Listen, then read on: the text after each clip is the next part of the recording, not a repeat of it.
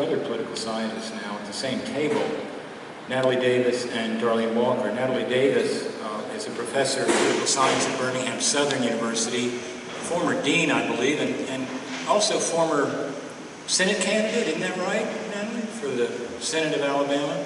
And Darlene Walker, who taught for many years, I think, at the University of Houston.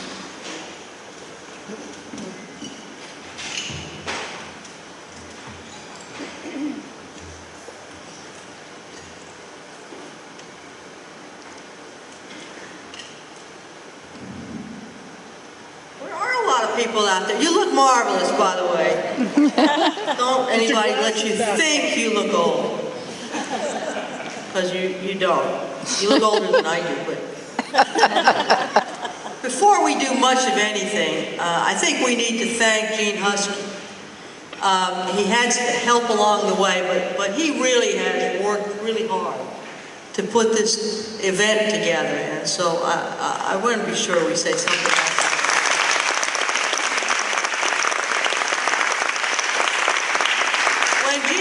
Talked about the testimonials that we're going to hear, that we've heard.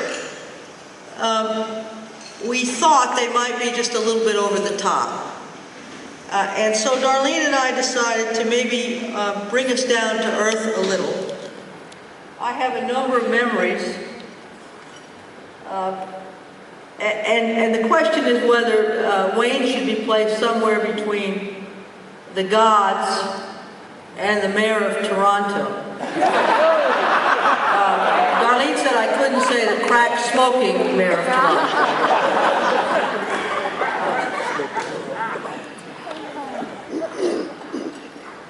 I was a sophomore. I was an unhappy student. I didn't like my major, and I didn't like the job I had. And I told my debate partner I was going to drop out of college. And he said, well, if you do, all your loans are going to become due. He said, there's somebody you should meet, because the topics we talk about in debate are all political. You should be a political science major.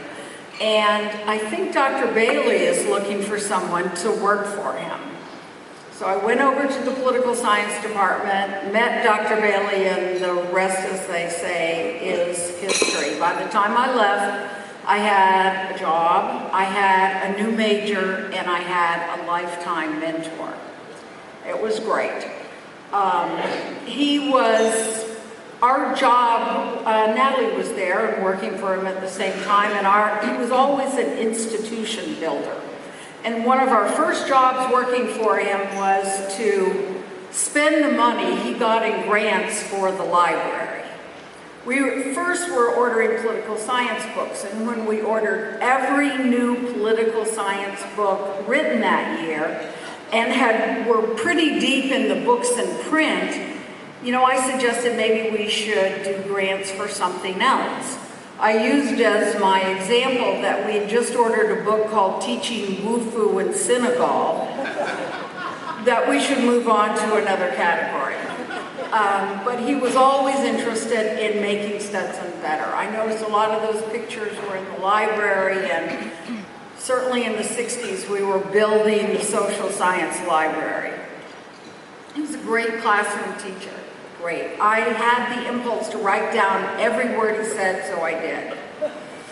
And when we studied for exams, Natalie said her students don't know anything about all-nighters, but we did all-nighters.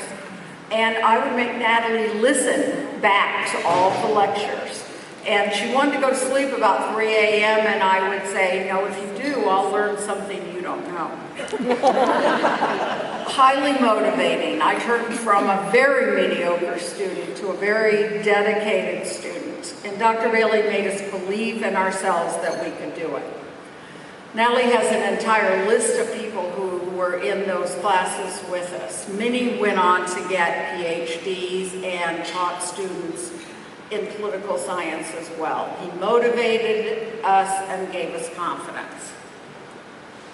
In the classes of 68 and 69, the professorate around this country has had a lot of Stetson graduates. I mean, Chris Mercer, Larry Romans at Vanderbilt, John Hicks, Gary Streb, a military leader during the Vietnam War.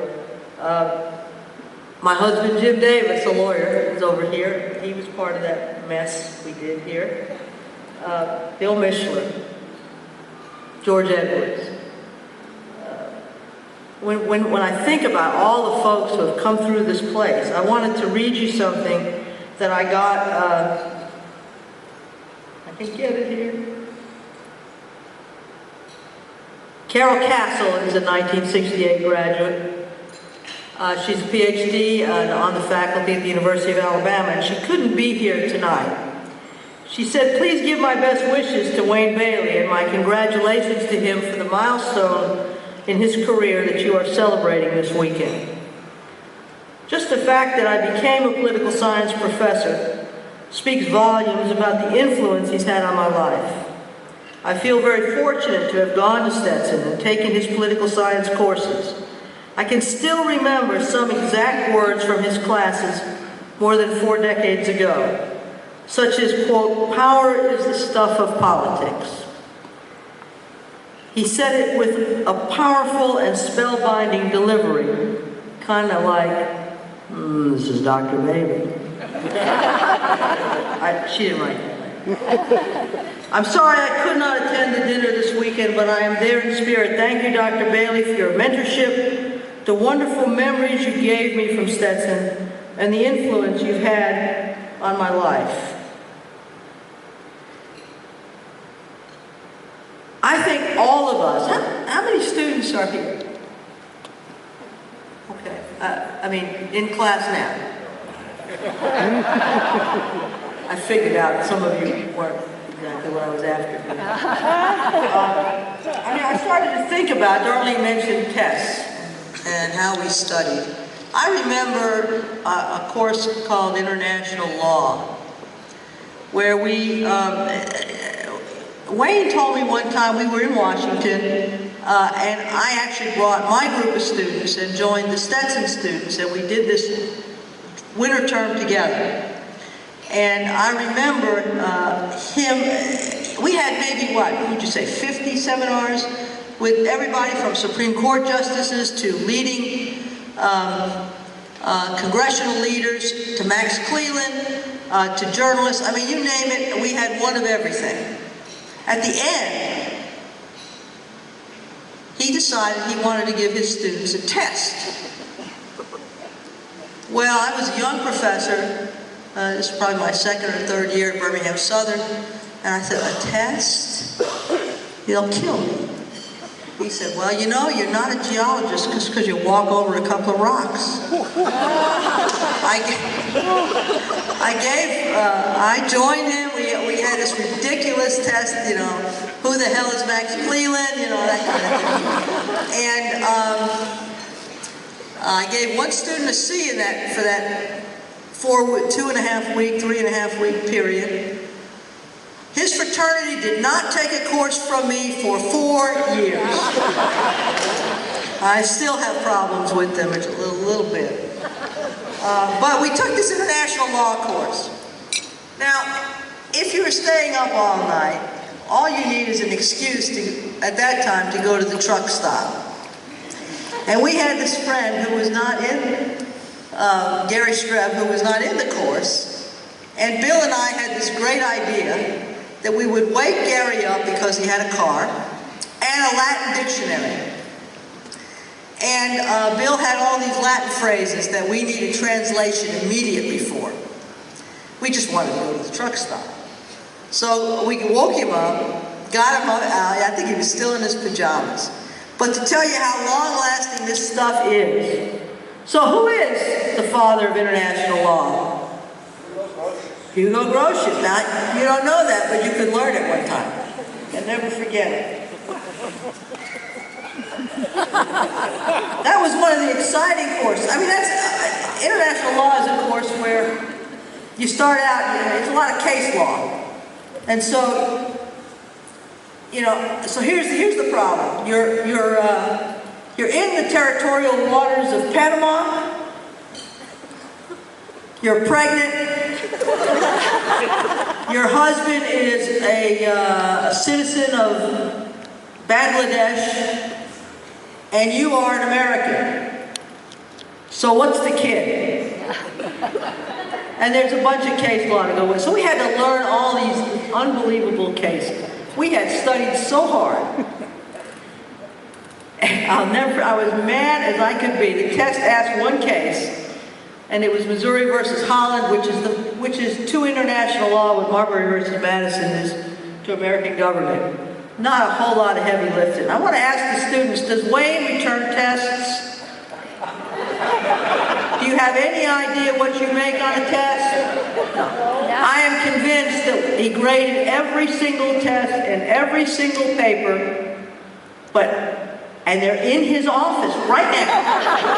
I am sure Darlene and Jimmy and Bill and Jordan, we could go today and find our old tests. They're there because he never threw anything out. Go ahead. I think Dr. Bailey has been a lifelong mentor and friend because he really related to us individually. We weren't just students. He knew and understood us as people, and as Bill said, made a lot of great choices for us and sent us on our way. One of the things that is remarkable about him is his memory for details. We somehow bonded over Winnie the Pooh, a fact that he remembers, and I can't remember why we did, but I do always love it. So I have a gift for Dr. Bailey, a Winnie the Pooh book. In recognition of his great memory and his commitment to us as individuals. If you have been a student of Wayne's and you've spent any time with him, and you sat in his office, to me, you had the sense that you had his undivided attention, that you were the only person in the room that he cared about, and that your future was as important to you as it was to him. And I think we all believe we had a very, very unique relationship with Wayne. I often ask my students, when we talk about leadership, what makes for leadership? And I talk about the need for vision. We want people who can see the future, who can paint a picture that we can all see. We talk about being a bean counter, that is having focus. It's not just enough to be a dreamer, you got to get down and do it. And then you have to have that transformational quality about you, that to those you hope to enlist, that you can draw upon their higher order values to seek a better world. Wayne believes that politics can enable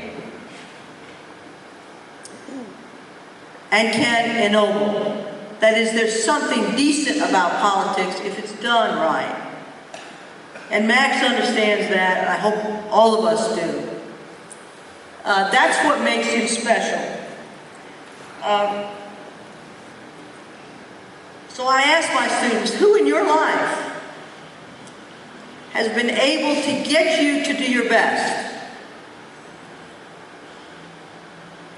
Who expressed so much confidence in you and told you you could do things you never thought, Bill said the same thing, you could do.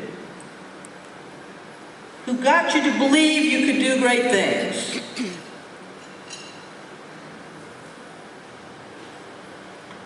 Wayne taught me a lot about politics. He taught me a lot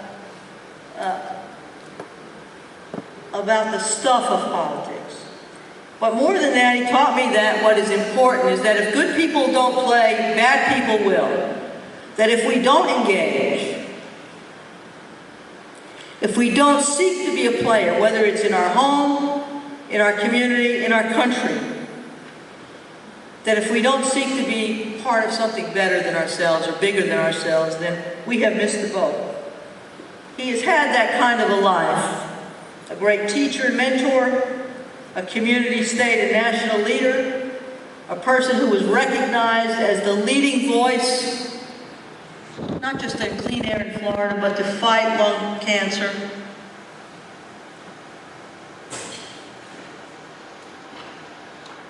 He has an incredible legacy. That legacy is all of us. I too have a gift for Wayne, because I too am a Democrat, because you have to be. This is he may already have one of these, and you may too. This is just a coffee cup. It has a map of the United States, and you can see it's red and blue, right? If you pour coffee in it, it turns all the red states blue. Join me in thanking Wayne.